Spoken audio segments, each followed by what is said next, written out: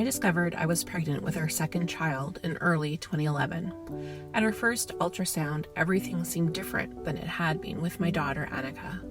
My husband, Edwin, was not allowed in the room this time. The technician was almost silent and refused to print our photos, claiming that the printer was broken. We went home a little deflated, but excited that we had seen our growing baby. Soon after, my midwife called and told us there was an abnormality. The nuchal translucency measurement was so high that we should skip the blood test and go straight to a geneticist. The geneticist was gruff and full of worst-case scenarios. She listed the various abnormalities we might be facing with our test results and scheduled our CVS test to confirm. My husband and I floated through the test day in a fog. Within 48 hours, it was confirmed that our growing baby would have Down syndrome. I left work early in complete shock. I drove to my daughter's daycare, parked the car, cried, and called my husband and my mom.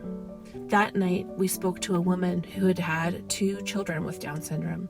She told us it may not feel like it right now, but you have just won the lottery.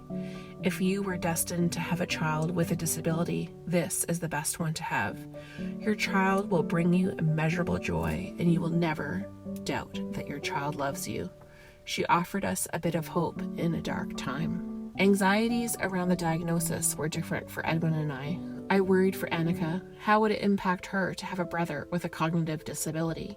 How would our families and friends respond to this news and this baby? Edwin worried about whether the baby would be able to ride a bike, if we would still be able to go on Disney vacations. Although the diagnosis was a blow and an adjustment, in many ways it was only the beginning. After a 5-week NICU stay, in many ways Zachary was very similar to a typical baby, and still there were marked differences. We did feeding therapy for months. We spent months teaching him how to clap. For over a year he said almost nothing but mama, mama, mama, da da da da da, and ba. Every milestone was a battle won. Things like walking that had come so easily to Annika had to be broken down into minute steps. We hadn't anticipated how much we would have to battle the systems that are supposedly there to help us. There were services and funding, but they came with lengthy applications and even longer wait times. Daycare could have an extra staff member, but there were only 2 times a year to apply. School and transportation have been a struggle each and every year, to the point where I frequently consider homeschooling. Every invasive procedure, from haircuts to dentist visits to routine appointments, blood work, and emergency visits, have been challenging, with Zachary and I often both ending up in tears.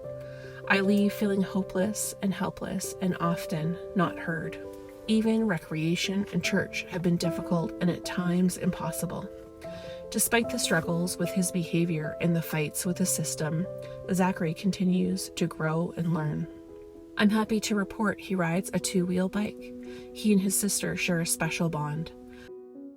Both my kids are great travelers. As a family, we've traveled multiple times to Disney World, Disneyland, and internationally. Zachary makes me laugh every single day. He loves music, especially songs from Disney movies. He likes spooky things and animals. He loves to help in the kitchen, and he loves to connect with people one-on-one, but sometimes anxiety makes that tricky for him. We have some behavioral challenges. We know some friends and family judge us because they just don't understand the complexities of our situation. It's isolating. Even connecting with other families in the Down syndrome community can be hard. Many people present a toxic positivity that everything is sunshine and roses, and their child with Down syndrome is the easiest and the biggest gift ever. Our truth is both, and Zachary is a gift. We love our boy as we love our girl. Our family is only complete with them both. As predicted, he does bring us immeasurable joy, happiness, and laughter. I have never doubted that he loves me, nor have I doubted my love and devotion to him. And some days, moments, and seasons are hard. Managing behavior issues and difference are hard. Navigating systems not designed for him is hard. Not being treated as an expert on my child is hard. I want people to know both things are true, that life with Zachary is difficult and challenging, and he is loved and cherished.